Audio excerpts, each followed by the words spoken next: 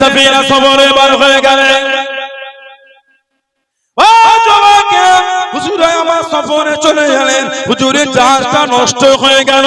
এসে দেশে সমুদ্র কিনারায় চলে গেলেন, সমুদ্র পারেতে চলে গেলেন। হযরত সাফিনা রাদিয়াল্লাহু তাআলা আনহু সমুদ্র পারেতে উঠে দেখলেন জঙ্গলে বড় বড় সিংহগুলি, জঙ্গলে বড় বড় সিংহগুলি হুজুরের দিকে এগিয়ে আসে, হুজুরকে ভক্ষণ করে নেবে, হুজুরকে খেয়ে নেবে। হযরত সাফিনা জানিয়ে দিয়ে, হযরত সাফিনা সরিয়ে দিয়ে, ইয়া আবা হারেস আনা মাওলা রাসূলুল্লাহ সাল্লাল্লাহু আলাইহি ওয়াসাল্লাম, এই জঙ্গলের সিংহ আমি অন্য কেউ নয়, আমি গোলাম, আল্লাহ নবীর আযাদ করা গোলাম। জনে বলুন সুবহান, আর একটু জনে বলুন সুবহান।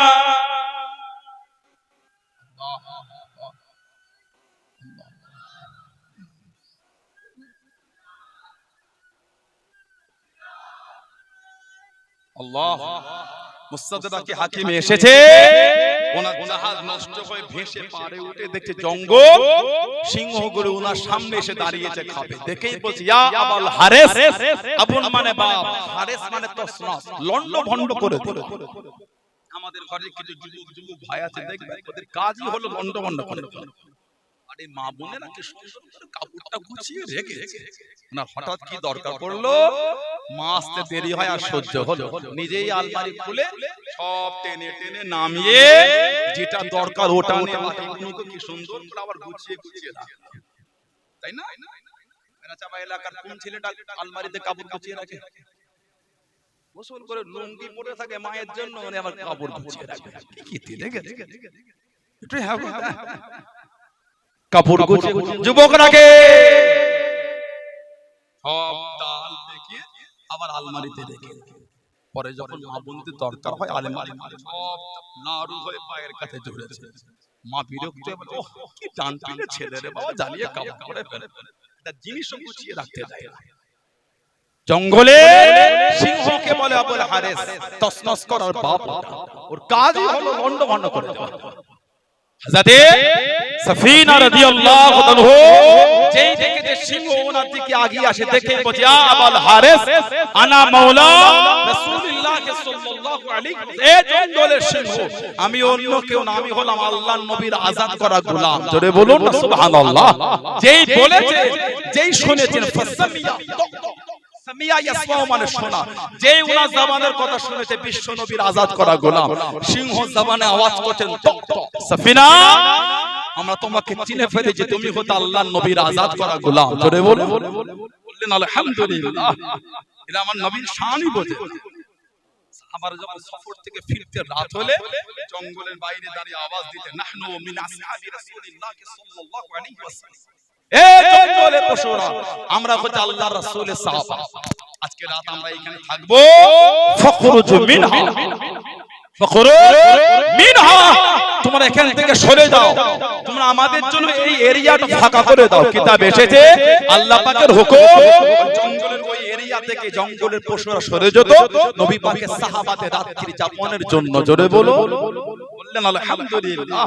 এটা আমার নবীর মাকামই বোঝে। সাহাবারা আমার নবীকে ঘিরে রাখতেন, কোথায় নবী পাক দাঁড়ালে নবীকে গার্ড দিতেন। যেমন আলেম ওলামা হাফেজ মুফতি মুহাদ্দিস হুজুর পীর পীরজাদা কোন জলসা মাহফিল এলাকা এলে ছেলেগুলো গার্ড দেয় না, হুজুর আছে, হুজুর আছে, যে একটু গার্ড দেয়। সাহাবারা সরকারে দো আলম সাল্লাল্লাহু আলাইহি ওয়াসাল্লাম আমাদের নবীকে ঘিরে রাখতেন। আল্লাহ পাক কোরআন শরীফের আয়াত দিয়ে দেন, আল্লাহু ইয়াসিমুকা মিনান নাস, সুবহানাল্লাহ বললেন না, আল্লাহু ইয়াসিমুকা মিনান নাস, হাবিব মানুষের কাছ থেকে আমি আল্লাহ আপনাকে হেফাজত করব। জোরে বলুন না সুবহানাল্লাহ। আপনাকে গার্ড দিতে হবে না, আমি আল্লাহ আপনাকে, আমি আল্লাহ হেফাজত করব। জোরে বলবেন না। আল্লাহ নবী টুকটুক করে আগিয়ে যায়। আল্লাহ নবী টুকটুক করে চলে যাচ্ছে। আল্লাহ নবী সাহাবা, আল্লাহ নবী সাল্লাল্লাহু আলাইহি ওয়াসাল্লাম চতুর্দিকে ঘেটে ঘেটে যায়, কেউ সামনে কেউ পিছনে, কেউ ডান দিকে কেউ বাম দিকে। আল্লাহ নবী দাঁড়িয়ে গেলেন, আল্লাহ নবী দাঁড়িয়ে গেলেন সাল্লাল্লাহু আলাইহি ওয়াসাল্লাম। ও সাহাবা, আমি আগিয়ে যাও, পিছনে একটু পিছিয়ে যাও, ডান দিকে সরে যাও, বাম দিকে সরে যাও। আমি নবী সাল্লাল্লাহু আলাইহি ওয়াসাল্লাম এত কাছে কাছে যেও না, এত কাছে কাছে এসো না। ফাইন্না হাযা মাকামুল মালাইকাতি, ফাইন্না হাযা মাকামুল মালাইকাতি। ও মুসলমান, আমি নবী, আমার কাছে জায়গাটা হলো আল্লাহ পাকের ফেরেশতাদের জায়গা। জোরে বলুন সুবহান, আর একটু জোরে বলুন সুবহান। এত কাছে আমার তোমরা এসো। সাহাবারা নবীর সাথে গার্ড দিয়ে হেঁটে হেঁটে যেতেন। নবী পাক দাঁড়িয়ে বলতেন আমার থেকে দূরে দূরে সরে যাও, জানো ফাইন্না হাযা মাকামুল মালাইকা, আমি নবী, আমার এই কাছে জায়গা হলো আল্লাহ পাকের ফেরেশতাদের জায়গা। জোরে বলুন সুবহানাল্লাহ। নবী পাক যখন যেতেন ফেরেশতারা আমাদের নবীকে গার্ড দিয়ে নবীর সাথেই তারা যেতেন। জোরে বলুন সুবহানাল্লাহ। হযরত সাফিনা রাদিয়াল্লাহু আনহু বলেন, যেই বলেছে আনা মাওলা রাসূলুল্লাহ সাল্লাল্লাহু আলাইহি ওয়াসাল্লাম ফাসামিয়া তো, সিংহ জবানে আওয়াজ করছে তো, সাফিনা চিনে ফেলেছে তুমি হলো আল্লাহর নবীর আযাদ করা গোলাম। হযরত সাফিনা রাদিয়াল্লাহু আনহু বলেন, আমি তো সমুদ্র, আমি জঙ্গলের বাইরে পার হবার রাস্তা চিনি। সানাউল্লাহ সিদ্দিকী বেড়াচাবা থান বাজারে এসেছে, পুরপুরা শরীফে যাবে, রাস্তা খুঁজে পায় না। এখানে দাঁড়িয়ে মোবাইলটা নিয়ে গুগলে গিয়ে নেটটা ওপেন করে ম্যাপে খালি লিখে দিল ফুরফুরা শরীফ, 3-4টা রাস্তা দেখিয়ে একটা বেড়াচাবা ডান দিকে চলে গেল, আপনার সেই বদর হয়ে ওই দিক দিয়ে চাকলার উপর দিয়ে, আরেকটা হারওয়া হয়ে দেখিয়ে, আরেকটা সিধা দিয়ে গঙ্গার উপর দিয়ে, অনেক কটা রাস্তা দেখিয়ে দিল। যেটা হোক একটা আমি ক্লিক করে ওই রাস্তাতে চলে গেল। চেপে আসেন তো, জায়গা হচ্ছে না, একটু আগে আগে একটু আপনারা আগে আগে আসেন। তো বেড়াচাবা এলাকার কোনো গ্রাম না বাজারে ভাইয়েরা, দোকানদার ভাইয়েরা, জাতি ধর্ম বর্ণ নির্বিশেষে সবাই কাঁধে কাঁধ মিলিয়ে কি কথা ঠিক না ভুল না, সেই ভালোবাসায় সবাই ভালোবাসায় ছুটে এসে একটু চেপে চেপে বসে, সবাই করে বসার সুযোগ করে দেন। চেপে চেপে আসে, চেপে চেপে আসে, একটু চেপে চেপে আসে, অল্প জায়গা সবাই চেপে চেপে আসে। হযরত সাফিনা রাদিয়াল্লাহু আনহু উনি বলে, জঙ্গলের বাইরে রাস্তা আমি জানি না, জঙ্গলের বাইরে যাব কি করে? হযরত সাফিনা রাদিয়াল্লাহু আনহু বলছেন, জঙ্গলের সিংহ মাথাটা দিয়ে আমার কোমরে আস্তে আস্তে আঘাত করছে, আস্তে আস্তে ঠেলে ঠেলে আমাকে জঙ্গলের বাইরে বার করে দিয়ে জবানে আওয়াজ করছে ফাহামা, মানে হযরত সাফিনাকে বোঝাতে চাইছে, হযরত সাফিনা আমরা আপনাকে বিদায় জানাচ্ছি। জোরে বলুন না সুবহানাল্লাহ, জোরে বললেন না সুবহানাল্লাহ। নবী সাহাবী হযরত আব্দুল্লাহ, ইসলাম কবুলের আগে নাম ছিল আব্দুল ওয়াজ্জা, সাহাবারা জানাকে ডাকতেন জুলবিজাদাইন, দুই চাদর ওয়ালা। ওনার আব্বা ছিল চাচার অধীনে বড় হচ্ছেন, চাচা। মক্কা শরীফ আর মদিনা শরীফের রাস্তায় একটা পাহাড়ের পদদেশে ছোট্ট পাড়া গ্রাম, ছোট্ট পাড়া বস্তি, মুজাইনা গোত্র, মুজাইনা, এই মুজাইনা গোত্র যুবক ছিলেন হযরত আব্দুল্লাহ জুলবিজাদাইন রাদিয়াল্লাহু তাআলা। চাচার অধীনে বড় হয়, আমাদের নবী পাককে না দেখে ইমানে কালিমা পড়ে মুসলমান হয়ে গেলেন। জোরে বলুন, ভালোবাসায় বলা গেল না সুবহানাল্লাহ। কিন্তু আশায় আছে চাচাও যদি মুসলমান হতো, দুজনে একসাথে নবী পাকের দরবারে যেত। যদি চাচা ইমানে আসতো, দুজনে একসাথে নবীর দরবার, রাত দিন অতিক্রম হয়ে যায়, চাচার মধ্যে কোনো পরিবর্তন দেখতে পাই না। হযরত আব্দুল্লাহ চাচার কাছে চলে গেলেন, চাচার কাছে কি দাঁড়িয়ে গেলেন, চাচার সামনে চলে গেলেন, চাচা যান আপনি কি মুসলমান হবেন, আপনি কি কলেমা শরীফ পড়ে নেবেন? আমি আব্দুল্লাহ আপনার কাছে দাঁড়িয়ে গেলাম। চাচা বিরক্ত হয়ে গেল, তুই কি জানিস, তুই আমাকে কি বলিস? হুজুর আমার ভয় কেনে না। চাচা যান আপনি যদি মুসলমান না হন, আমি আব্দুল্লাহ মুসলমান হয়ে গিয়েছি, আমি আব্দুল্লাহ কলেমা শরীফ পড়ে নিয়েছি। চাচা বিরক্ত হয়ে গেল, চাচা রাগান্বিত হয়ে গেল। তোর মাথা থেকে নিয়ে পা পর্যন্ত যা আছে সবই আমার টাকায়, সবই আমার অর্থে, আমার মাল আমাকে ফিরিয়ে দে, আমার টাকা আমাকে ফিরিয়ে দে, আমার জিনিস আমাকে দিয়ে দে। হযরত আব্দুল্লাহ রাদিয়াল্লাহু তাআলা আনহু একটা একটা করে খুলতে খুলতে হুজুর আমার উলঙ্গ হয়ে গেলেন। হুজুর আমার বস্ত্রহীন হয়ে গেলেন, শরীরে সুতো বলতে কিছু নয়, শরীরে কাপড় বলতে কিছু নয়। ও যুবকেরা কাঁদতে কাঁদতে বাড়ি চলে গেলেন। আম্মাজান চাচা আমার সব নিয়ে নিয়েছে, আমি আব্দুল্লাহ মুসলমান হয়ে গিয়েছি, আমি আব্দুল্লাহ কলেমা শরীফ পড়ে নিয়েছি। আম্মাজান আপনি কি আমাকে একটা চাদর দেবেন, আপনি কি আমাকে একটা বস্ত্র দেবেন? ও আমি আব্দুল্লাহ উলঙ্গ অবস্থায় আল্লাহ নবীর সামনে যেতে পারবো না, আল্লাহ নবীর কাছে দেখি দাঁড়াতে পারবো না। আম্মাজান চাচা আমার সব ছিনিয়ে নিয়েছে, চাচা আমার সব নিয়ে নিয়েছে। আমাদের একটা চাদর কি দেবে, একটা বস্ত্র কি দেবে? আমি আব্দুল্লাহ আল্লাহ নবীর সামনে চলে যাবো।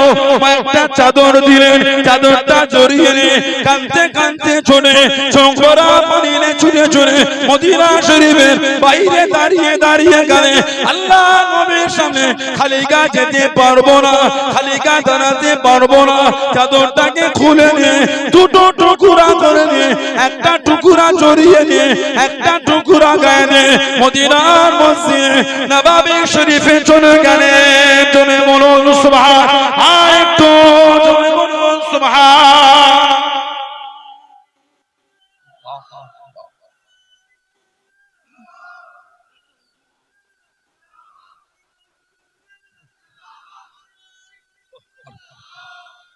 একটু জায়গা আছে, আসেন একটু আগে আগে আসেন না।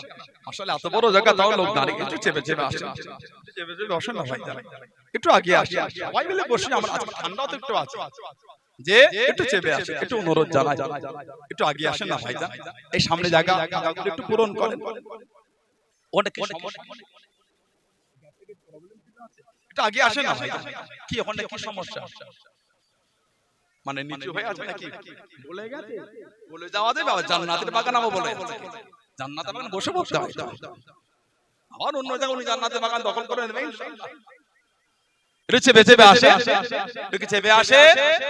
হযরতে আব্দুল্লাহ রাদিয়াল্লাহু তাআলা চাচার কাছে গিয়ে বলে আমি আব্দুল্লাহ মুসলমান হয়ে গেছি।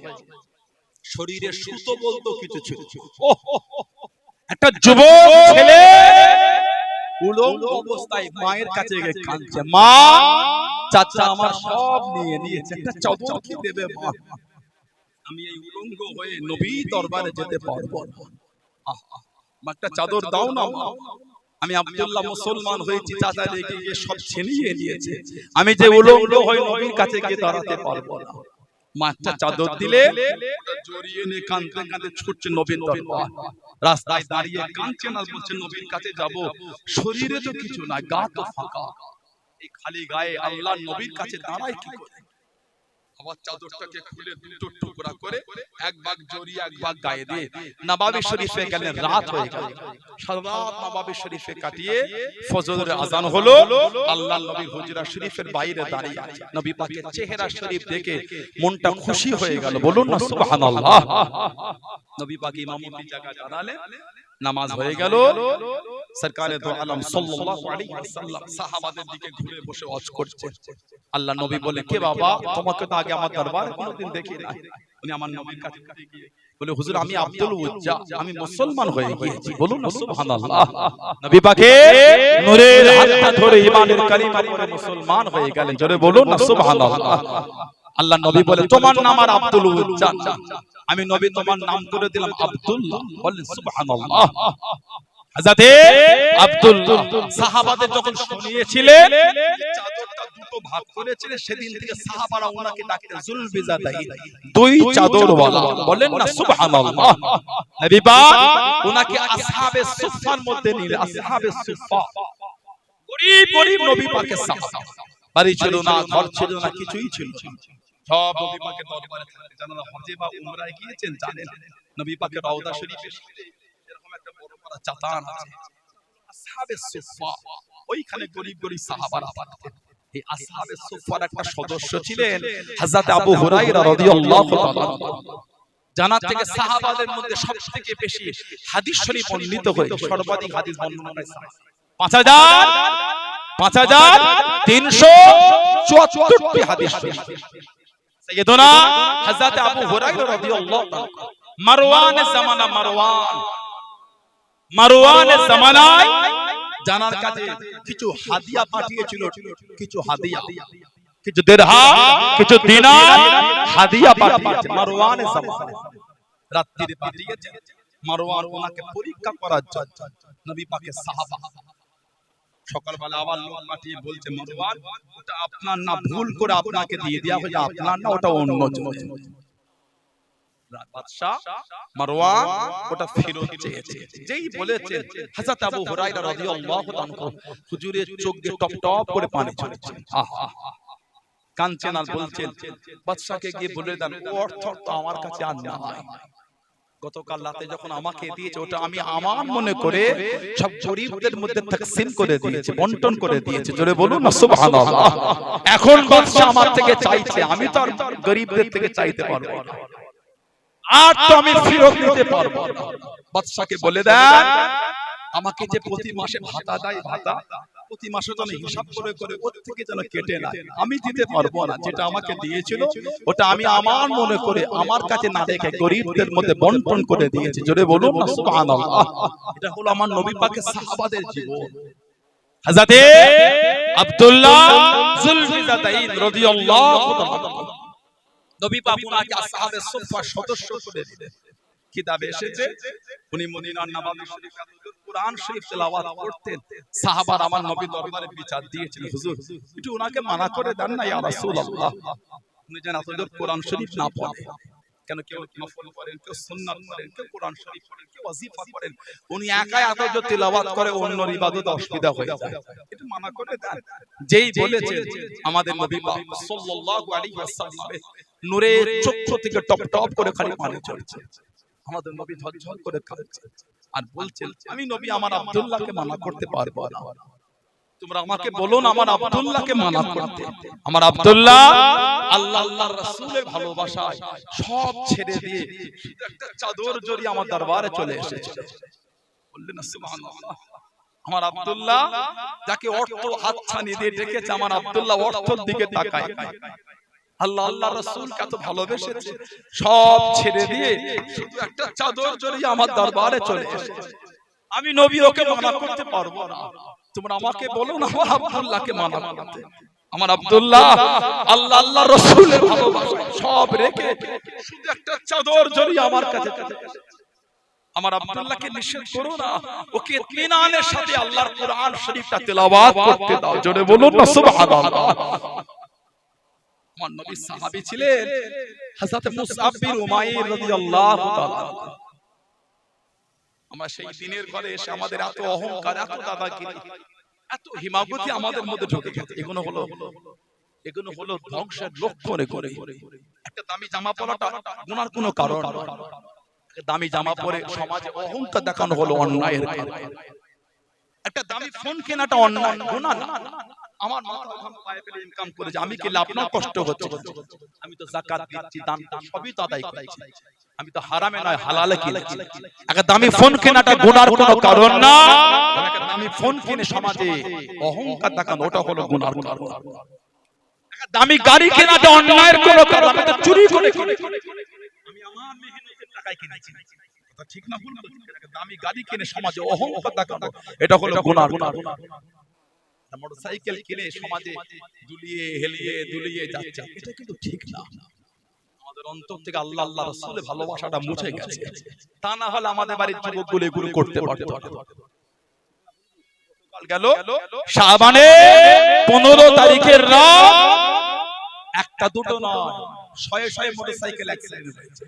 কেন? আমাদের বাড়ির ছেলেগুলো যুবকদের বেয়াদবিপনা গাড়ি চালাচ্ছে, এরা জিয়ারত করতে বার হয় না, গাড়ি রেস খেলতে বার হয়েছে। কলকাতায় পুলিশ ধরে না, শুধু মুসলিম বলে নয়, আমার হিন্দু ভাই বোনেদের ধর্মীয় কোনো প্রোগ্রাম হলে ওই সমস্ত দিনগুলি প্রশাসন ভাই একটু ছাড় দেয়। কেন? একটু আনন্দই বার হয়েছে, সবাই কাগজপত্র নিয়ে ফ্যামিলি নিয়ে বার হয়েছে, কেউ হেলমেট নিতে পারে না। তবে নেওয়াটা উচিত, আমি মনে করি রুলসকে প্রাধান্য দেওয়া উচিত, সে যেই হোক গাইডলাইনসকে প্রাধান্য দেওয়াটা উচিত। তারপরও প্রশাসন ভাইরা অনেকটা কিছু কিছু বিশেষ দিনে ছাড় দেয়, যেমন আমাদের ঈদের দিন প্রশাসন ভাইরা টপ করে আমাদের ধরে বার হলো ঠিক না ভুল বলছি, কিন্তু আমাদের সচেতন করে। আমার হিন্দু ভাইদের কত ধর্মীয় পুজো হয়, পাপ হয়, অনেক সময় ধরে না কেন? দিন ফ্যামিলি লেবার হলো না, ওদের আজকে তবে অন্যায় করলে অন্যায়। গতকালকে কলকাতায় আমাকে রিপোর্ট দিল কয়েকটা অ্যাক্সিডেন্ট হয়েছে বলার মতো না। কেন? ছেলেগুলো মাথায় টুপি দিয়ে গায়ে জামা পরে জিয়ারতের নাম করে বিয়াদবি করে সারা রাত ঘুরে বেরিয়েছে।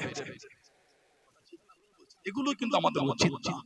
এগুলো আল্লাহ আল্লাহর রাসূলের ভালোবাসা। এই কদিন আগে শিয়াখালা ফুলপুরা শরীফে ঢোকার শিয়াখালা, ওখান থেকে ডান দিকে গেলে একটা জায়গা আছে এলাহি, ওর আশপাশটায় তিনটে বাইক নিয়ে যুবকগুলো যাচ্ছে, এত গাড়ি হেলিয়ে দুলে রেসিং করে যাচ্ছে। একটা লরির সঙ্গে অ্যাক্সিডেন্ট, সঙ্গে সঙ্গে সব মারা গেল, একদম সঙ্গে সঙ্গে। আল্লাহ আমাদের বাড়ি ভাইগুলোকে বুঝার তৌফিক দান করে, বলুন আমিন। বলেন আল্লাহুম্মা আমিন, জোরে বলেন আল্লাহুম্মা। আল্লাহ তো পয়সা দিল বলে হিমাগতি করে বেড়াবেন, এটা কিন্তু আমাদের উচিত। আমি কিনেছেন আলহামদুলিল্লাহ, এ তো আমি হিংসার কোনো কারণ নাই, কিন্তু বিয়াদবি করে গাড়ি চালাচ্ছে, এলিয়ে দুলিয়ে স্ট্যান্ডটা ফেলে আগুন ছিটাতে ছিটাতে আমাদের বাড়ি ভাইগুলো যায়। ঠিক না ভুল বলছি? এটা কিন্তু উচিত না। আল্লাহ আল্লাহ রাসূলের ভালোবাসা যেন অন্তরে থাকবে, তার দ্বারা এই কর্মগুলি হবে।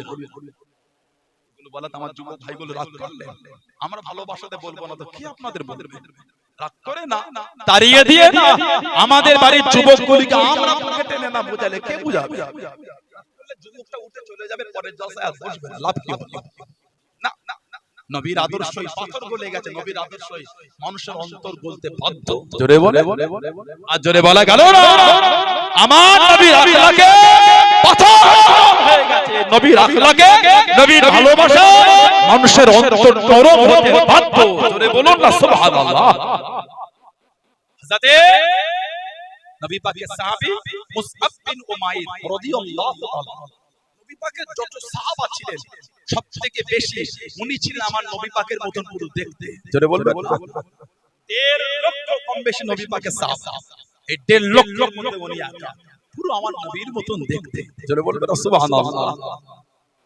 মুসআব বিন উমাইর এত ধনী ঘরের ছেলে, মক্কা শরীফে যে জামাটা জীবনে একবার গায়ে দিয়েছে, দ্বিতীয়বার ওই জামাটা কোনদিন আর গায়ে দেয় না।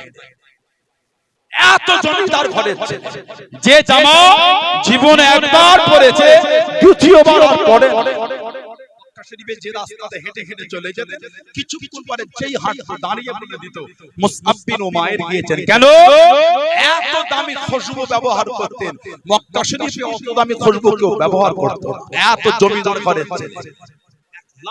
এক লম্হা একটা মুহূর্তের জন্য বদদুহা চেহারা দেখেছে, ইয়াসিনের চেহারা দেখেছে, বসীর ও নজিরের চেহারা দেখেছে। আল্লাহ নবী সাল্লাল্লাহু আলাইহি ওয়াসাল্লামের নূরের চেহারা শরীফ এক লম্হা একটা মুহূর্তের মধ্যে দেখে আমার নবী দেওয়ানা হয়ে ঈমানের কালিমা পড়ে মুসলমান হয়ে গেছে। জোরে বলুন, ভালোবাসায় বলা গেল না। মাকে বললে মা বিরক্ত, সব আমি জামা কাপড় ওনার থেকে ছিনিয়ে নিয়েছি। ইসলামের প্রথম হিজরত ছিল আবি সিরিয়া নাজ্জাসী বাদশা, উনি ইসলামের প্রথম হিজরাতে ছিলেন। দ্বিতীয়বার হিজরত করে মদিনা শরীফ। ইসলামের সর্বপ্রথম আমার নবী পাক যাকে নবীর প্রতিনিধি বানিয়েছিলেন উনি হলেন হযরত মুসআব বিন উমাইর রাদিয়াল্লাহু আনহু। নবীর প্রতিনিধি বানিয়ে নবী পাক ওনাকে মক্কা শরীফ থেকে মদিনা শরীফে দ্বীনের দাওয়াত দিতে নবী পাক পাঠিয়েছিলেন। জোরে বলবেন না সুবহানাল্লাহ। হযরত মুসআব বিন উমাইর, আমার নবী যখন নামাজ শরীফে ওয়াজ করতেন, আমার নবী যখন নামাজে শরীফে বসে থাকতেন সাল্লাল্লাহু আলাইহি ওয়াসাল্লাম, উনি আমার নবী পাকের সামনে দিয়ে হেঁটে হেঁটে গেলে আমার নবী পাকের দরবারে এসে বসলে নবী ওনাকে দেখলে আমার নবীর নূরের চোখ দিয়ে টপ টপ করে পানি ঝরে। নবী ওনাকে দেখলে কেঁদে ফেলতেন। সাহাবারা বলতেন হুজুর আপনি কেন কাঁদেন ওনাকে দেখে? আমার নবী কাঁদতেন না, বলতেন আমার মুসআব বিন উমাইরকে দেখো, আমি নবী ওর ওই জীবনটাও দেখেছি যে জামাটা জীবনে একবার পরেছে দ্বিতীয়বার আর গায়ে দেয় না। আজকে একবার দেখো ও আল্লাহ আল্লাহ রাসূল কত ভালোবেসে ফেলেছে, ও আল্লাহ আল্লাহ রাসূল কত মহব্বত করে ফেলেছে। আমার মুসআব বিন উমাইর ওর গায়ের জামাটা ছিঁড়া ফাটা, তালি দেওয়া, তাপ্তি দেওয়া, যে চাদরটা গায়ে জড়িয়েছে ছিঁড়া ফাটা চাদর। আমার মুসআব বিন উমাইর যে জামাটা একবার গায়ে দিয়েছে দ্বিতীয়বার গায়ে দেয় না। আর আজকে আল্লাহ আল্লাহ রাসূলের ভালোবাসায় সেই মুসআব বিন উমাইর আর নাই। আল্লাহ আল্লাহ রাসূলের ভালোবাসায় সব ছেড়ে দিয়ে ছিঁড়া ফাটা জামা পরে ঘুরে ঘুরে বেড়াচ্ছে। বলুন না সুবহানাল্লাহ। আজ জোরে বলা গেল না। ইসলামের দ্বিতীয় যুদ্ধ, তৃতীয় হিজরি উহুদের যুদ্ধে উনি শহীদ হয়ে গেছেন। ইসলামের দ্বিতীয় যুদ্ধ, তৃতীয় হিজরি উহুদের যুদ্ধ। আমার নবী পাক গেলেন উহুদের ময়দান। সাহাবাদের তিনটে কাতার হয়ে গেছে। একটা কাতার আমার নবীকে ঘিরে রেখেছিলেন 12 জন। নবী পাক 50 জন সাহাবাকে পাহাড়ে দাঁড় করিয়েছিলেন। উহুদ জানারা গিয়েছেন, জানেন উমরা বা হজে, উহুদের জমিনে গেলে কাঁদতে হয় না, চোখ দিয়ে পানি এমনি বার হয়। উহুদের জমিনে পা রাখলে বুক ফেটে এমনি চোখ দিয়ে পানি ঝরে। গোটা জমিনটা হচ্ছে লাল। যে উহুদ পাহাড় আমার নবীর জন্য কেঁদেছিল, গোটা পাহাড়টা নড়েছিল। বুখারী শরীফে মানাকিবে উসমান ইবনে আফফান রাদিয়াল্লাহু তাআলা বাবের মধ্যে হাদিস আছে। নবী পাক যখন উহুদের পাহাড়ে উঠেছিলেন, পুরো পাহাড়টা নড়ছে। নবী পাক নূরের কদম শরীফের গোলামি দিয়ে পাহাড়ে মেরে বলে, ও তুমি জানো তোমার উপর কে কে দাঁড়িয়ে আছে? একজন নবী, একজন সিদ্দিক, দুজন শহীদ দাঁড়িয়ে আছে। বলার সঙ্গে সঙ্গে উহুদ পাহাড়টা দাঁড়িয়ে গিয়েছিল। জোরে বলুন না সুবহানাল্লাহ। গোটা পাহাড়টা হচ্ছে লাল।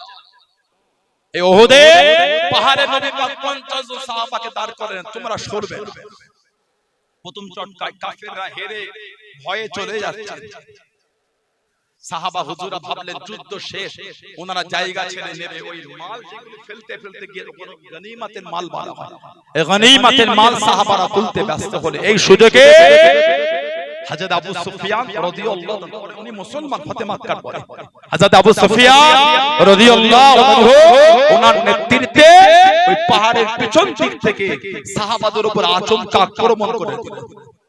এই আক্রমণে 70টা সাহাবা শহীদ হয়ে গেলেন। নবী পাকের 12 জন সাহাবা ঘিরে রেখেছে। 11 জন মুহাজির, 11 জন আনসারী সাহায্যকারী, একজন মুহাজির হিজরাতকারী সাহাবী ছিলেন হযরতে আবু তালহা ইবনে উবাইদুল্লাহ। আমার নবী জানাকে বলেছেন, আবু তালহা, আমি নবী এখান থেকে জান্নাতে তোমার থাকার জায়গাটা আমি রাসূলুল্লাহ দেখতে পাচ্ছি। জোরে বলুন। তিনি আমার নবীর জন্য নিজের বুকের মধ্যে 70 থেকে 80টা তীর নিজের সিনার মধ্যে নিয়েছে। আমাদের নবীকে একটাও লাগতে দেন না। জোরে বলবেন না সুবহানাল্লাহ। আর একদম উহুদ থেকে তলোয়ার নামিয়ে কাঁদতে কাঁদতে চলে যাচ্ছে। কেন? মুনাফিকেরা লটিয়েছিল, তোদের নবীকে শহীদ করে দিয়েছে। সাহাবাদের বিবিরা দাঁড়িয়ে গিয়েছিলেন। ও যুবকেরা, ও আমার মুরব্বি বাবারা, মায়েরা, বোনেরা, বগিরা, আল্লাহ নবী সাল্লাল্লাহু আলাইহি ওয়াসাল্লামের সাহাবাদের বিবিরা দাঁড়িয়ে গেল, সাহাবাদের মেয়েরা, সাহাবাদের মায়েরা, বোনেরা দাঁড়িয়ে গেল। সীমানা কাট করে দিয়েছে, সাহাবাদের বিবিরা দাঁড়িয়ে দেয়। ও নবী পাকের সাহাবা, কাউকে বাড়িতে ঢুকতে দেবো না, কাউকে বাড়িতে আসতে দেবো না। যাবার সময় আল্লাহ নবীকে সাথে সাথে করে নিয়ে গেলেন। আসার সময় কেন একা একা ফিরে এলেন? আমাদের নবী কই, আমাদের নবী কই? আল্লাহ নবীকে রাখলে কাউকে বাড়িতে ঢুকতে দেবো না, কাউকে বাড়িতে আসতে দেবো না। যাবার সময় আল্লাহ নবীকে সাথে সাথে করে নিয়ে গেলেন। আসার সময় কেন একা একা ফিরে এলেন? ও যুবকেরা, আল্লাহ পাকের হুকুমে আল্লাহ নবী সাল্লাল্লাহু আলাইহি ওয়াসাল্লাম উহুদের পাহাড়ে দাঁড়িয়ে গিয়ে আল্লাহ নবী জানিয়ে দিলেন, আনা মুহাম্মদ ইবনে আব্দুল্লাহ, আনা মুহাম্মাদুর রাসূলুল্লাহ সাল্লাল্লাহু আলাইহি ওয়াসাল্লাম। আমি নবী জিন্দা নবী, আমি নবী জিন্দা নবী। আল্লাহ নবী নূরের জামান শরীফের আওয়াজ কাম আল্লাহ পাকের হুকুমে 15 থেকে 20 কিলোমিটার দূরে আল্লাহ পাকের হুকুমে সাহাবাদের কানে কানে পৌঁছে গিয়েছিল। জোরে বলুন সুবহান। আর একটু জোরে বলুন সুবহান। ও যুবকেরা, আল্লাহ রাসূলের সাহাবী হযরত মুসআব বিন উমাইর রাদিয়াল্লাহু তাআলা আনহু হুজুর আমার তলোয়ারটা হাতে নিয়ে, ঝান্ডাটা হাতে নিয়ে হুজুর আমার ময়দানে নেমে গিয়ে চিৎকার দিয়ে আওয়াজ দিয়ে, ওমা মুহাম্মাদুর ইল্লা রাসূল কদ খালাত মিন কাবলিহির রাসূল, ওমা মুহাম্মাদুর ইল্লা রাসূল কদ খালাত মিন কাবলিহির রাসূল সাল্লাল্লাহু আলাইহি ওয়াসাল্লাম। এই আয়াত শরীফ পড়ে যুদ্ধ খানা করে যায়। ও যুবকেরা, উনার ডান হাত কানা কেটে দিল, কমাতে পারলো না, আটকাতে পারলো না।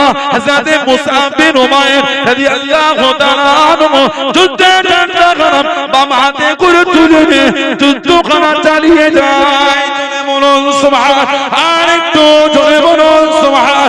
ও জমাকে আল্লাহ রাসূলের সাহাবী হযরত মুসআব বিন উমাইর রাদিয়াল্লাহু তাআলা আনহু হুজুরের বাম হাত কেটে দিল, কমাতে পারল না, আটকাতে পারল না। হযরত মুসআব বিন উমাইর রাদিয়াল্লাহু তাআলা আনহু যুদ্ধে জানতাম দাড়ি টুপি করে চিবে বুকটাকে ঘুরিয়ে ধরে উঁচু করে ধরে যুদ্ধখানা চালিয়ে যান। জোরে বলুন সুবহান, আর একটু জোরে বলুন সুবহান। আল্লাহ জিন্দাবাদ, আল্লাহ বলুন আলহামদুলিল্লাহ। এই দাঁতে মুখে থুতনি দিয়ে দাড়ি দিয়ে ধরে মুখটাকে ঘুরিয়ে ঝান্ডা তুলে যুদ্ধ করেছিল। জোরে বলবেন না? ডান হাতে ঝান্ডা, ডান হাত কেটে দিল, বাম হাতে করে তুলেছিল। সাহাবা দুটো হাতই নাই, তারপরও কিন্তু দমাতে পারছে না। জোরে বলবেন না সুবহানাল্লাহ। আমাদের একটা বলতা কামড়ালে, পিঁপড়ে কামড়ালে সারাদিন ওটা নিয়ে ব্যস্ত থাকি। হুজুরের দুটো হাত নাই, তারপরও দিনের জন্য যুদ্ধ চালাবার জন্য ঝান্ডা এই দাড়ি থুতনি দিয়ে চেপে ঝান্ডা তুলে যুদ্ধ করে যাচ্ছেন। জোরে বলবেন না সুবহানাল্লাহ। কি ঈমান সাহাবাদের, আল্লাহ এত খুশি হয়েছেন ওনাদের শানেই তো আল্লাহ ভালোবেসে বলেছেন রাদিয়াল্লাহু আনহুম ওয়া রাদুয়ান। তারপর আমি আল্লাহ খুশি, তারাও আমি আল্লাহ আমার উপরে খুশি। জোরে বলবেন না সুবহানাল্লাহ। আল্লাহ পাক কিন্তু আগে বলেছে আমি আল্লাহ আমার হাবিবের সাহাবাদের উপর খুশি হয়ে গেছি। জোরে বলবেন না? ওজন্যই তো আল্লাহ সাহাবাদের উপর ভালোবেসে বললেন আমিনু কামা আমানান নাস।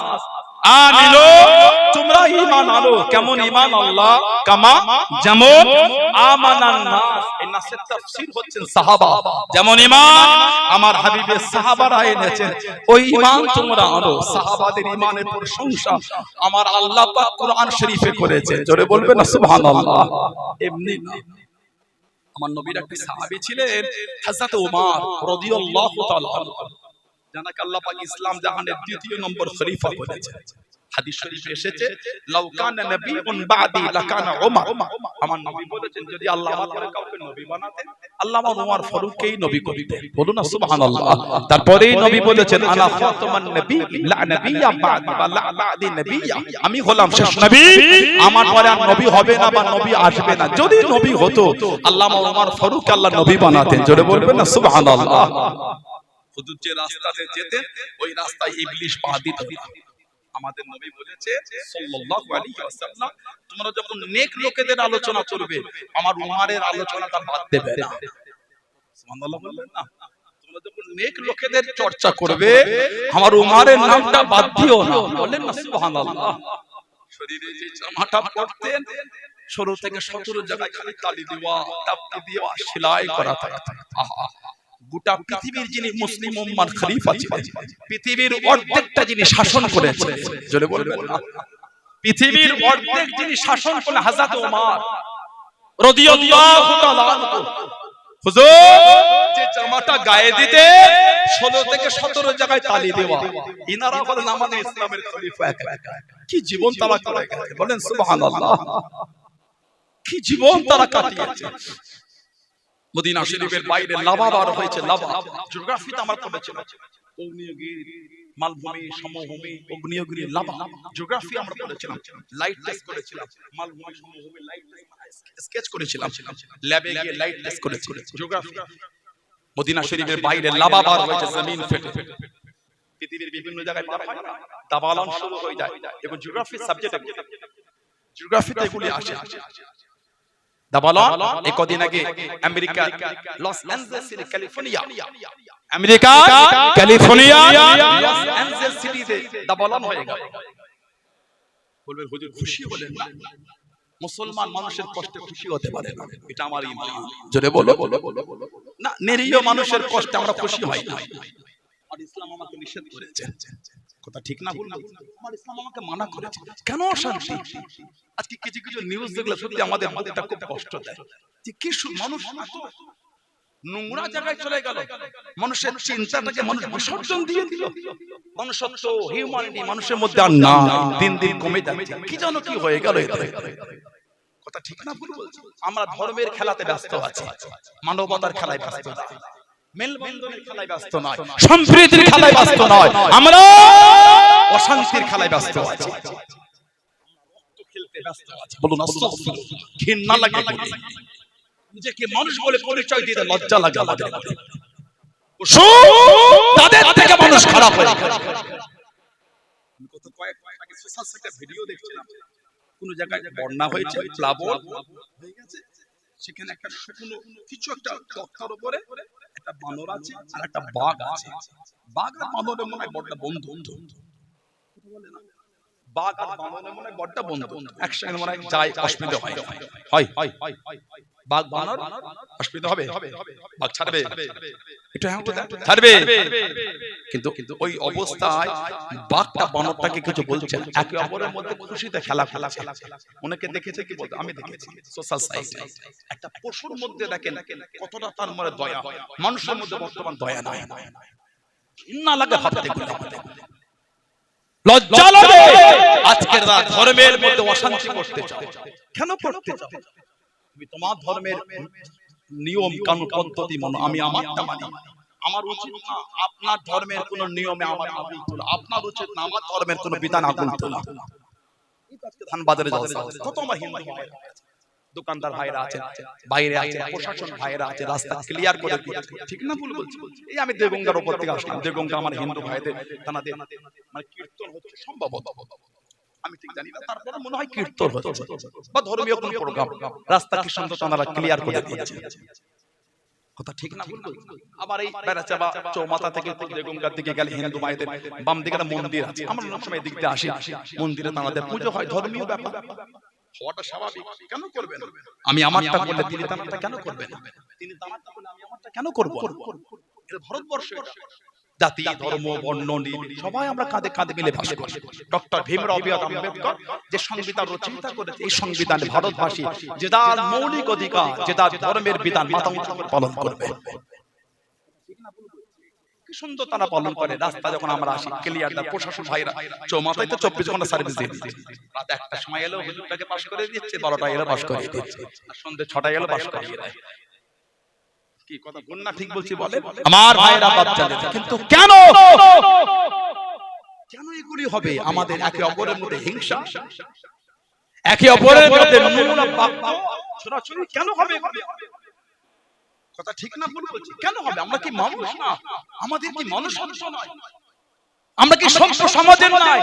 সেই বর্বরতা, সেই জাহিলিয়াত, সেই অজ্ঞ, সেই জাহিলিয়াত, যে সময় কোনো বিধান ছিল না, নিয়ম ছিল না, কানুন ছিল না, মানুষ যে যার মতন খেয়ালে চলে। লজ্জা লাগে আমাদের। কিছু কিছু মানুষ আজকে হিন্দু মুসলমানের দাঙ্গা লাগাবার বিরাট একটা প্ল্যান চালিয়ে যাচ্ছে। আমাদের সমাজের নিরীহ হিন্দু মুসলমান তাদের মধ্যে ভ্রাতৃত্ব, মেলবন্ধন, ভালোবাসা এতটাই মজবুত, এত চেষ্টা করে সাকসেসফুল হতে পারছে না। আল্লাহ আমাদের সমাজ জাতি ধর্ম বর্ণ নির্বিশেষে সকল সম্প্রদায় মানুষকে কাঁধে কাঁধ মিলিয়ে শান্তিতে আল্লাহ মাথা উঁচু করে চলা তৌফিক দান করে। বলুন আমিন, জোরে বলেন আল্লাহুম্মা আমিন, জোরে বলেন আল্লাহুম্মা। দুঃখ লাগে আমাদের, এটা কি সে বাংলা না যে বাংলায় গড়ে উঠেছিল বিদ্রোহী কবি কাজী নজরুল ইসলাম? ওর এক বিন্দু দুটি কোষ হিন্দু মুসলমান, মুসলিম তার নয়ন মরি হিন্দু তাহার। সেই বাংলা যে বাংলায় সম্প্রীতি বিদ্রোহী কবি কাজী নজরুল ইসলাম শিখিয়ে দিয়েছে, যে বাংলায় রবীন্দ্রনাথ ঠাকুর তিনি সম্প্রীতির বার্তা দিয়ে গেছেন, যেই বাংলায় আমার আপনার পীর মুজাদ্দিদুজ্জামান 29 শতাব্দীর মুজাদ্দিদ উলিল আমর হযরত আব্দুল্লাহ বিন মারুফ মুহাম্মদ আবু বকর সিদ্দিক রাহমাতুল্লাহ, যে বাংলায় জাতি ধর্ম বর্ণ নির্বিশেষে কাঁধে কাঁধে মিলিয়ে মাথা উঁচু করে বাস করার জন্য সম্প্রীতি শিক্ষা দিয়ে গেছে। জোরে বলে, জোরে বলা যাবে না? কি অশান্তি, কি ফিতনা! কত কদিন আগে আমার এই ভাষা বক্তব্য দ্বারা যদি কেউ দুঃখ লাগে, আমি আপনার কাছে হাত জোড় করে বড় জোরে ক্ষমা পাঠাবো, আমি কাউকে দুঃখ দিতে চাই না। আমার ইসলাম আমাকে গাইডলাইন দিয়ে দিয়েছে, অন্যের দেবদেবী, অন্যের ধর্ম গালি দিও না, ভুল বশত সেও তোমার আল্লাহকে গালি দেবে। অন্যের দেবদেবী, অন্যের ধর্ম গালি দিও না, ভুল বশত সেও তোমার আল্লাহকে গালি দেবে। এটা আমার ইসলাম আমাকে গাইডলাইন বন্দি করে দিয়েছে। এর বাইরে আমি যদি মুসলমান হয় যেতে পারবো না, আমি যদি আল্লাহ আল্লাহ রাসূলকে মানি এর বাইরে যেতে পারবো না। কেন? আল্লাহ যে আমাকে বন্দি দিয়ে দিয়েছে। আলহামদুলিল্লাহ বলে দুঃখ লাগে। কদিন আগে আমি দেখছিলাম যে ওই আমাদের বাংলারই একটা জেলা আছে নদিয়া, বাংলার একটা জেলা আছে মুর্শিদাবাদ, বাংলা এই মুর্শিদাবাদ বলে বা নদিয়া বলে। সেখানে একটা নিউজ আমি দেখছিলাম এই গত কদিন আগে মুর্শিদাবাদে কাশিম বাজার বলে একটা জায়গা, কাশিম বাজার। আমার এই বক্তব্য দ্বারা যদি কেউ ভাবেন কোন ধর্মকে আমি ছোট করছি, আপনার চিন্তাটা ভুল হবে। আমার বলার উদ্দেশ্য এটাই যে এই নোংরা লোকেদের নোংরা চিন্তায় কেন আমরা মতবারা হই? আমরা কি পারি না হিন্দু মুসলমান কাঁধে কাঁধে মিলিয়ে, সেটা যেই ধর্মের মধ্যে হোক, নোংরা লোকেদের বিরুদ্ধে গর্জে উঠে আন্দোলন তৈরি করতে পারবো না? আজকে যদি নোংরা গুলোকে আমরা লোকগুলোকে আমরা যদি দমাতে না পারি, আগামী দিন তো আমাদের সমাজে আমরা বাস করতে পারবো না। এই নোংরা লোকেদের বড় বড় দাঁড় বেড়ে যাবে, ঠিক না? আমাদের চেষ্টা করতে হবে, শুধু মুসলমান নয়, শুধু হিন্দু নয়, শুধু জৈন বৈদ্য দলিত আদিবাসী নয়, না না, ভারতবাসীকে শেষ করতে হবে। আজকে কদিন আগে দেখছিলাম যে মুর্শিদাবাদের কাশিম বাজার একটা জায়গা, সেখানে আমার হিন্দু ভাইদের কালী মন্দির আছে, হিন্দু ভাইদের কালী মন্দির। এই গত এক সপ্তাহ আগের কথা বলছি, মুর্শিদাবাদের কাশিম বাজারের কালী মন্দিরে সিসিটিভি ফুটেজ মানে ভিডিও ফুটেজ সোশ্যাল সাইটে ভাইরাল হয়েছে, অনেকে দেখেছেন। একটা যুবক ছেলে গিয়ে হিন্দু ভাইদের কালী মন্দিরে লাথি মেরে মূর্তিটা ভেঙে দিয়েছে।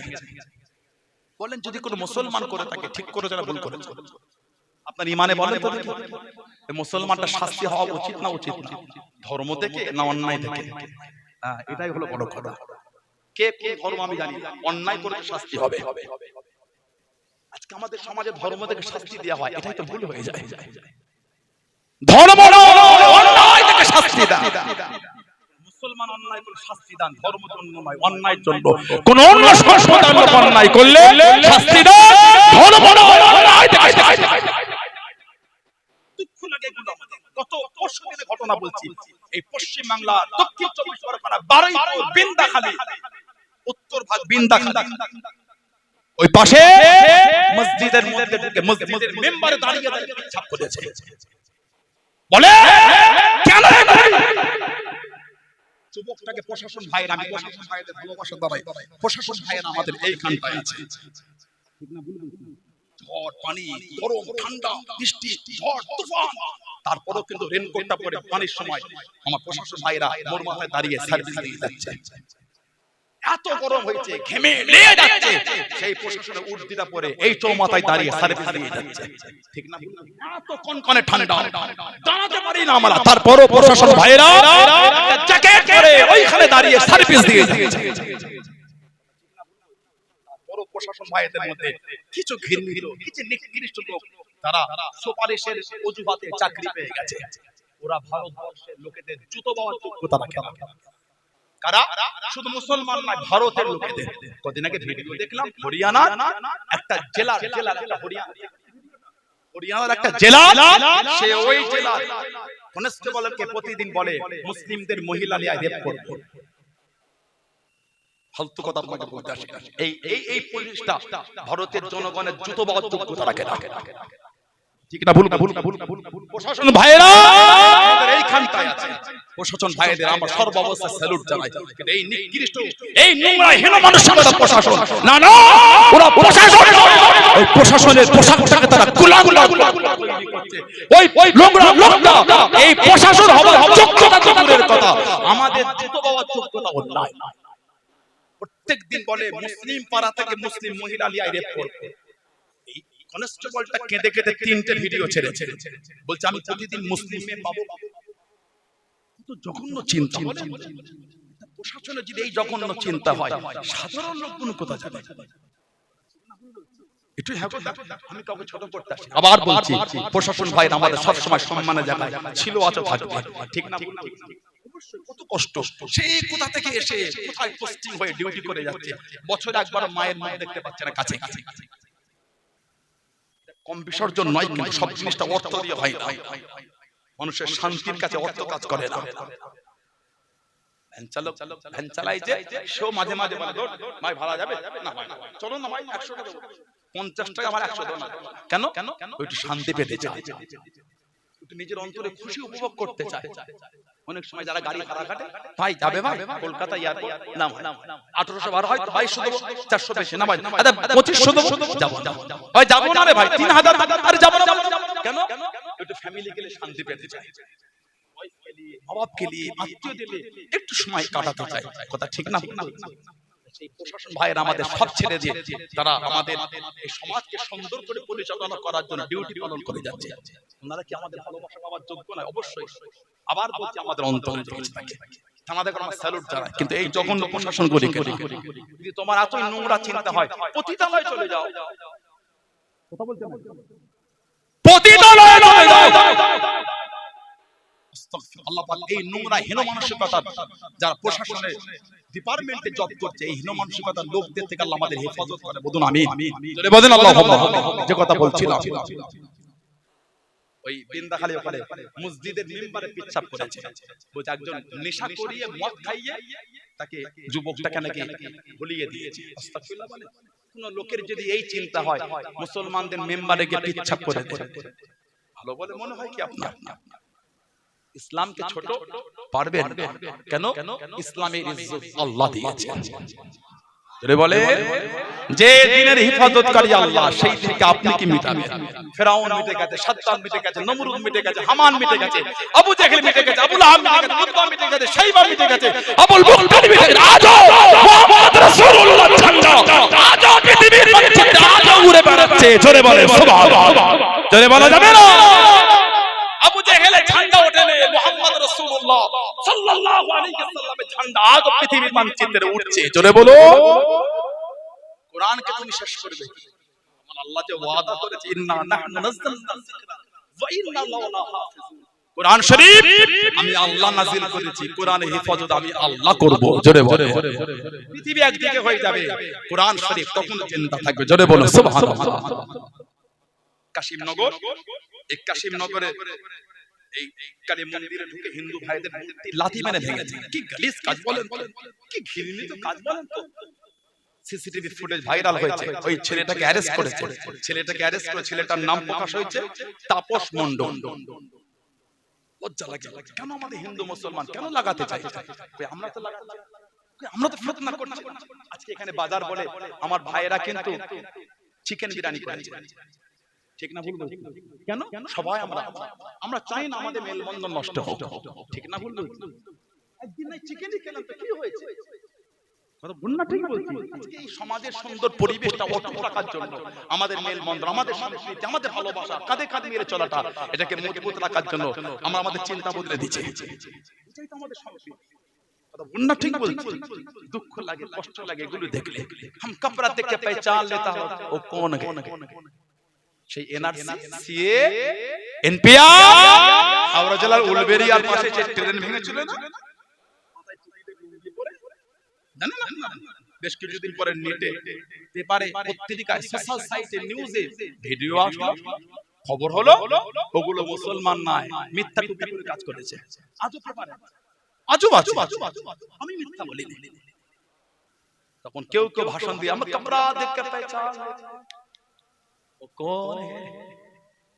আজকে আমার হিন্দু ভাইদের কুম্ভ মেলা থেকে সব হিন্দু ভাই বোনেরা সব ফিরছে ট্রেনে করে, কারা যেন লাথি মেরে মেরে কাঁচগুলো ভাঙছিল, কারা যেন ট্রেনের কাঁচগুলো লাথি মেরে মেরে ভাঙছিল, কারা যেন ট্রেনকে দাঁড় করিয়ে সামনের গ্লাস ভাঙছিল, কারা যেন এসি ডিব্বার কাঁচগুলোকে লাথি মেরে মেরে ভাঙছিল।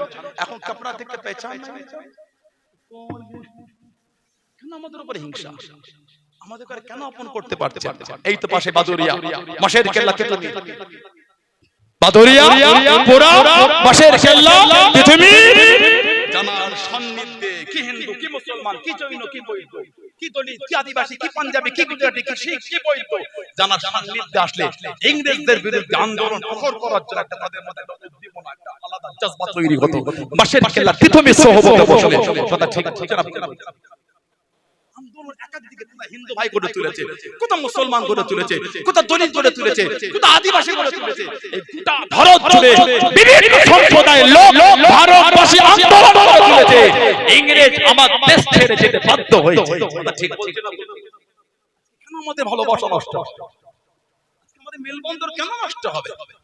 কদিন আগে সোশ্যাল সাইটে পোস্ট হলো কি আপনার ওই নাসির পাঠান নামটা কার হতে পারে বলেন বলেন এগুলো বলেন আপনাদের কি মনে হয় আমি কোন সম্প্রদায়কে ছোট করছি না আবার বলছি কেউ আমার কথায় নোংরা চিন্তা নেবেন আমি সব সম্প্রদায় আমি ছোট করার আমি অধিকার কেন রাখবো আমি আমার ইসলামের অনুসারী আমি আমার ইসলামের আকীদায় মজবুত জোরে বলো আমার অধিকার নাই অন্য সম্প্রদায়কে গালি দেওয়া এটা আমার অধিকার নাই আমার ভাইয়েরা বাপদাদা নাসির পাঠান নামটা কার হতে পারে বলেন কার নাম obviously মুসলমান নাসির পাঠান অবশ্যই মুসলমান কদিন আগে ফেসবুকের একটা অ্যাকাউন্ট থেকে নাসির পাঠান কি পোস্ট করেছে যে কুম্ভ মেলায় বিস্ফোরণ ঘটাবে অন্যায় করেছে না ঠিক করেছে এই নাসির পাঠানের শাস্তি হওয়াটা উচিত না উচিত নয় হতে পারে সে মুসলমান হওয়ার জন্য নয় অন্যায় জন্য শাস্তি হোক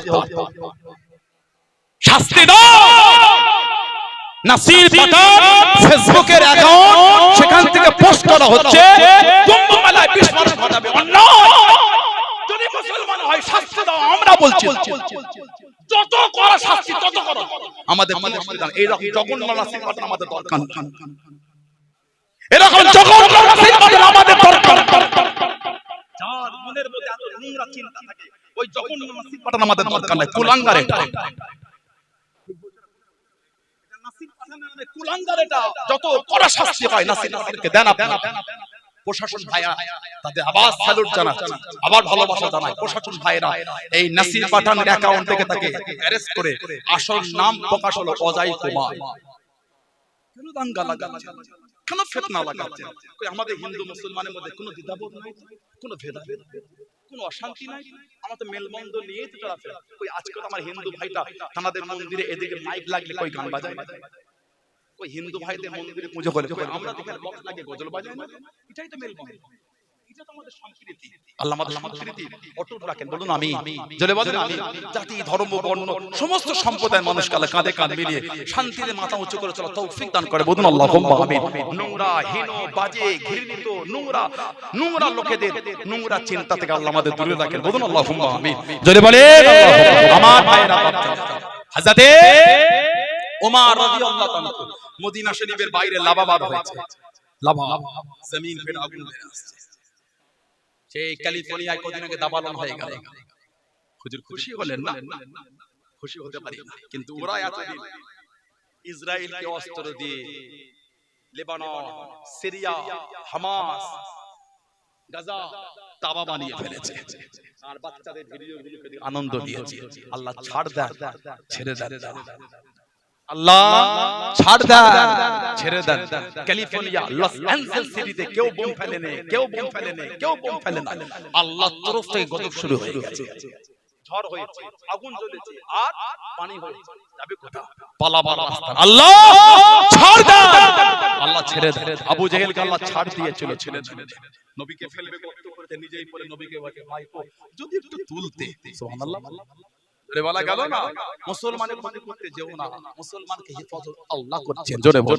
জোরে বলবেন না সুবহানাল্লাহ বলেন আলহামদুলিল্লাহ জোরে বলুন আলহামদুলিল্লাহ আমার ভাইরা হযরত ওমর ফারুক হুজুরের 16 থেকে 17 জায়গায় ছিল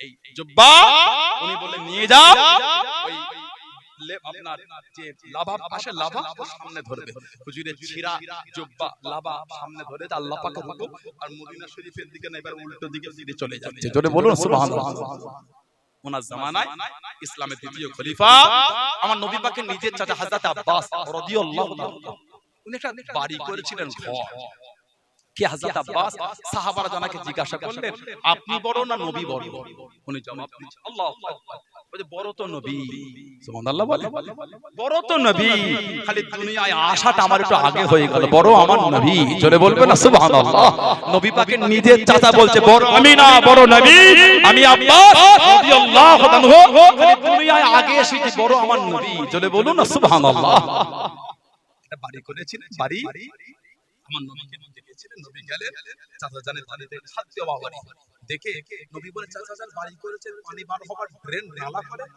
ওই নালাটা আমার নবী পাক নিজে হাতে বসিয়ে দিয়েছিলেন বুখারী শরীফে সিয়াস উলামা হাজরাতরা জানেন হযরত ওমর ফারুকের জামানায় সাহাবারা ওই রাস্তা থেকে নবাবী শরীফে নামাজে গেলে ওই পানি বার হয়ে রাস্তাটা কাদা হতো। ওমর ফারুককে বিচার দিলেন, হযরত আব্বাস রাদিয়াল্লাহু আনহু বাড়ির সামনে ড্রেনটা পানি বার হয়ে রাস্তা কাদা, নবাবী শরীফ আসতে অসুবিধা হয়, যদি একটু বলে ঘুরিয়ে দিতেন, যদি একটু বলে ঘুরিয়ে দিতেন। আরো তো তিনটে দিক আছে। হযরত ওমর রাদিয়াল্লাহু আনহু চলে গেলেন, হযরত আব্বাস রাদিয়াল্লাহু আনহুর কাছে গিয়ে ডাকলেন, আসলেন, এসে বললেন, ও নবী পাকের চাচাজান হযরত আব্বাস রাদিয়াল্লাহু আনহু, আপনার বাড়ির এই পানি ড্রেন নালা দিয়ে বার হয়ে রাস্তা কাদা, সাহাবারা যান নবাবী শরীফের অসুবিধা হয়, যদি ঘুরিয়ে নিতেন। আরো তিনটে দিক। আহা, নবী পাকের চাচা হযরত আব্বাস রাদিয়াল্লাহু আনহু বলছেন, এই হযরত খলিফাতুল মুসলিমিন হযরত ওমর রাদিয়াল্লাহু, আমার ঘোরাতে কোনো অসুবিধা নাই, আপনি বলেন আমি করে ঘুরিয়ে দিই, তবে এই নালাটা কিন্তু আমি করি না, এই পানি বার হওয়ার নালাটা আমি না, এটা আল্লাহর নবীর নিচে হাতে বসিয়ে বলেন না সুবহানাল্লাহ। যেই বলেছে হযরত ওমর রাদিয়াল্লাহু আনহু চোখ দিয়ে টপ টপ করে পানি ঝরছে, ঝরঝর করে কাঁদছেন আর বলছেন, খাত্তাবে বেটা আমি ওমর রাদিয়াল্লাহু আনহু, আমার জুররাত এত হয় কি করে, যেটা আল্লাহর নবী নিজে হাতে বসিয়েছেন আমি ওমর ওটাকে ঘোরাতে পারবো না, যেটা আমার নবী নিজে হাতে করেছেন আমি খাত্তাবের বেটা এত অধিকার হয় কি, যেটা নবী নিজে হাতে বসিয়েছেন ওটাকে আমি ঘোরাতে পারি। ও নবী পাকের সাহাবারা, নবী পাকের চাচা জানের ঘরের এই নালা ড্রেনের পরিবর্তন হবে না, রাস্তাটা পাল্টে এই রাস্তা বন্ধ করে দাও, আর এই রাস্তা থেকে কেউ নবাবী শরীফে যাবে না, এটা বন্ধ করে দাও, রাস্তা অন্য করে দাও, যেটা আল্লাহর নবী নিজে হাতে বসিয়েছেন ওই নালা আমি ওমর বন্ধ করতে পারবো না, ওটা যে সরকারে তো আলাম নিজে হাতে করে দিয়েছে, জোরে বলুন না সুবহানাল্লাহ, জোরে বলা গেল না সুবহানাল্লাহ। এটা আমার নবী পাকের সাহাবাদের ভালোবাসা, এটা আমার নবী সাহাবাদের প্রেম। হযরতে মুসআব বিন উমাইর যে জামাটা একবার গায়ে দিয়েছেন, দ্বিতীয়বার আর গায়ে দেয় না। নবাবী শরীফে তুমি যখন ওয়াজ করতে সামনে দিয়ে নবী পাকের গেলে আমার নবী কাঁদতেন, সাহাবার মতো হুজুর কেন কাঁদে, এটা মুসআবকে দেখো, আজকে যে জামাটা পরেছে ছিঁড়া ফাটা, তালি দেওয়া, তাপ্পি দেওয়া, চাদরটা ছিঁড়ে গেছে, কে মুসআব যে জামাটা একবার গায়ে দিয়েছিল দ্বিতীয়বার আর গায়ে দেয় না। আজকে ও আল্লাহর রাসূলকে এত ভালোবেসে ফেলেছে, দুনিয়া সব সুখ শান্তি ত্যাগ করে দিয়ে ছিঁড়া জামা পরে মদিনা শরীফে ঘুরে ঘুরে বেড়াচ্ছে, জোরে বলুন না সুবহানাল্লাহ। হুজুর ইসলামের দ্বিতীয় যুদ্ধে শহীদ হয়ে গেলেন, দুটো হাত কেটে দিয়েছে, শহীদ হয়ে গেলেন, ৭০টা সাহাবা শহীদ। নবী পাক বলে এক একটা কবরে দুজন করে সাহাবাদের দাফন করে দাও। আল্লাহর নবী একজন সাহাবীর কাছে গিয়ে চেহারা থেকে চাদরটা সরিয়ে নবী দেখছেন আর কাঁদছেন আর বলছেন, ইয়া আবি দাহদা কাম মিন ইসকি রিদাইন ইয়া আবি দাহদাই ফিল জান্নাহ, ইয়া আবি দাহদা কাম মিন ইসকি রিদাইন ইয়া আবি দাহদাই ফিল জান্নাহ। আবি দাহদা, আমি নবী এখান থেকে আল্লাহর জান্নাতে তোমার জন্য খালি খেজুর গাছের বাগান আর বাগান, বাগান আর বাগান, বাগান আর বাগান আমি নবী দুনিয়া থেকে দেখতে পাচ্ছি, জোরে বলুন না সুবহানাল্লাহ।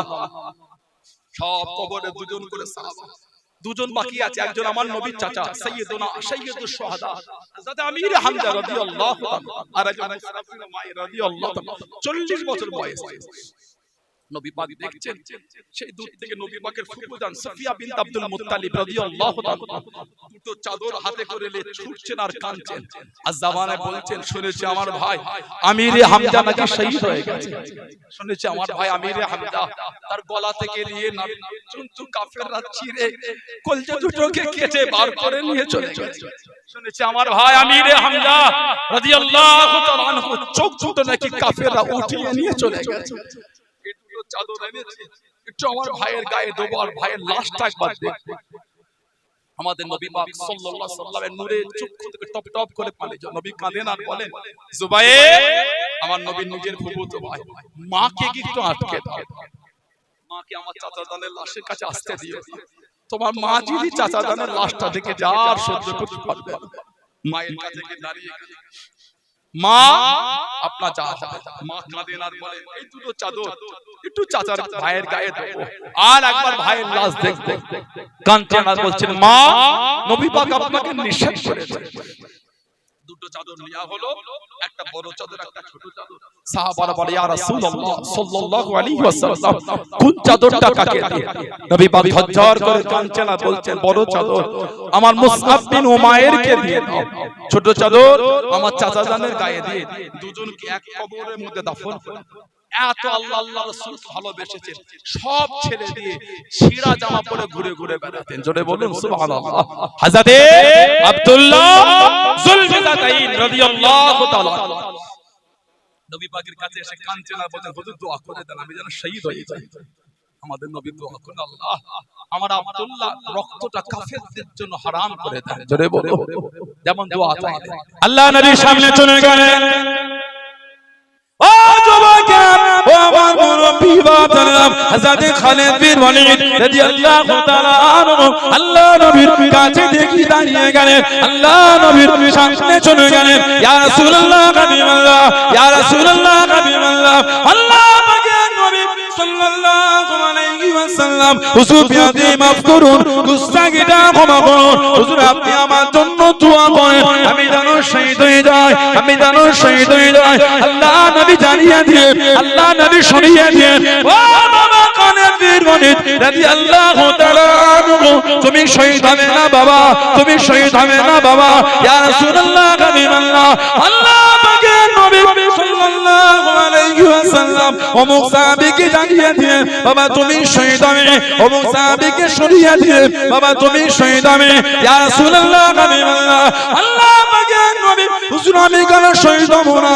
আল্লাহ নবী জানিয়ে দিয়ে, আল্লাহ নবী শুনিয়ে দিয়ে, ও বাবা খালিদ বিন ওয়ালিদ রাদিয়াল্লাহু তাআলা আনহু, তুমি হলে আল্লাহ পাকের তলোয়ার, তুমি হলে সাইফুল্লাহ, তুমি হলে সাইফুল্লাহ, আল্লাহ পাকের তলোয়ার দুনিয়া কারোর কাছে হারবে না, দুনিয়া কারোর কাছে নত হবে না। ও বাবা খালিদ বিন ওয়ালিদ, তুমি হলে আল্লাহ পাকের তলোয়ার। জোরে বলুন সুবহান, আর একটু জোরে বলুন সুবহান।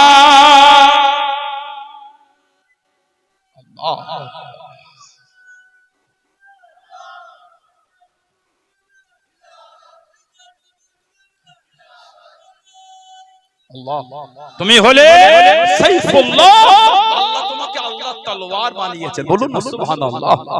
হযরত আব্দুল্লাহ যুলফিজাতাইন রাদিয়াল্লাহু তাআলা কাঁদছেন, আমি যেন শহীদ হয়ে যাই। নবী পাক বলেন, আল্লাহ আমার আব্দুল্লাহর রক্ত কাফেরদের জন্য হারাম করে দেন। কাঁদছেন আর বলছেন, হুজুর কি দোয়া চাইলাম আর কি দোয়া করব? আমার নবী বলে, এই আব্দুল্লাহ জানো না যে আল্লাহর দ্বীনের জন্য বার হয়ে ঘোড়ার পেট থেকে পড়ে মারা যায় ওটাও শহীদ। যে জিহাদের যুদ্ধে বার হয়ে আল্লাহর রাস্তায় বার হয়ে অসুস্থ হয়ে মারা যায় ওটাও শহীদ। উনি অসুস্থ জ্বর হয়ে শহীদ হয়ে গেলেন। ইন্না লিল্লাহি ওয়া ইন্না ইলাইহি রাজিউন। জানাজা হয়ে গেল। উম্মতের মধ্যে জানাজার দুজনকে আল্লাহ সবথেকে বেশি সম্মান দিলেন। হযরত আবু বকর, হযরত উমর রাদিয়াল্লাহু তাআলা। তিরমিজি শরীফের হাদিস, ইক্তাদু বিল্লাযাইনি মিন বাদি মিন আসহাবি আবি বকর ওয়া উমর রাদিয়াল্লাহু তাআলা। আমি নবী আমার পরে আমার সাহাবাদের মধ্যে হতে তোমরা আমার আবু বকর সিদ্দিককে মেনে চলবে, আমার উমর ফারুককে মেনে, তাদের দুজনের কাছে তোমরা যাবে। নবী পাক ভবিষ্যৎবাণী করেছিলেন। জোরে বলুন সুবহানাল্লাহ। দুজনের লাশ নিয়ে যায়, নবী পাক সামনে নিয়ে যাচ্ছে। নবী পাক কাঁদছেন আর বলছেন, আমার আব্দুল্লাহকে একটু আমার কাছে আনো। নবী সামনে নিয়ে আবার নবী দেখে আল্লাহ নবী নিজে ওনার কবরে নেমে গেলেন। বলুন না সুবহানাল্লাহ। নবী নিজে হাতে ওনাকে কবরে দাফন করছে। সাহাবারা কাঁদছেন আর বলছে, হায় আফসোস, যদি এটা হযরত আব্দুল্লাহ না হয়, যদি আমরা হতাম, তাহলে নবী আমাদের করে নিজে হাতে দাফন করতেন। সেই সাহাবাদের জীবনী পড়ে, তানাদের জীবনী কার পিছনে ছুটছেন আপনি? কেউ আমাদের বাঁচাবে না। কিয়ামতে আমাদের জন্য সুপারিশ আল্লাহর দরবারে সর্বপ্রথম যিনি করবেন উনি হলেন আমাদের নবী। জোরে বলুন না সুবহানাল্লাহ। সেই নবীর প্রেম তো ছেলেরা, ভাইয়েরা, যুবকেরা, মায়েরা, মেয়েরা, বোনেরা নামাজি হয়ে যান, নামাজি হয়ে যান, নামাজি হয়ে যান। কেন নামাজ পড়েন? এক শাবানে 15 তারিখ শবে বরাত, ওই এক রাতে সারা রাত ঘুরে ঘুরে জিয়ারত আর নামাজ, সারা বছর কোনো নামাজ নাই, এটা কিন্তু উচিত না। মাসের 15 তারিখে রাতে ইবাদত করতে মানা করে, বাকি সারা বছর নামাজ কোথায় গেল আমাদের? দেখি অফার ছিল, বছরে একদিন করলে সারা বছর আর লাগবে না, 364 দিন মাফ। নাউজুবিল্লাহ, তা তো না। শাবানে 15 তারিখের রাতের ইবাদতের ফজিলত আছে আছে, জীবনে নাই সে মৃত্যু, সে হিংসু, সে নোংরা, সে হীন মানসিকতার লোক। কিন্তু তা বলে এই নয় যে বাকি 364 দিন আপনি নামাজ পড়বেন। নামাজকে কায়েম করে গেলেন। বলুন আমিন। বলেন না আমিন, জোরে বলেন আমিন। আল্লাহ পাক আমার মা বোনদের নামাজকে কায়েম করে না, বলুন আল্লাহুম্মা আমিন। জলে বলেন আল্লাহুম্মা আমিন। আমার ভাইয়েরা বাপজান ছেলেরা যুবকেরা মুরব্বি আল্লাহ আমাদের সকলকে শুনে বলে বেশি বেশি করে আল্লাহ আমল করার তৌফিক দান করে বলুন আমিন। জোরে বলুন আল্লাহুম্মা আমিন। একটু ভালোবাসায় দরুদ শরীফ আল্লাহু আকবার।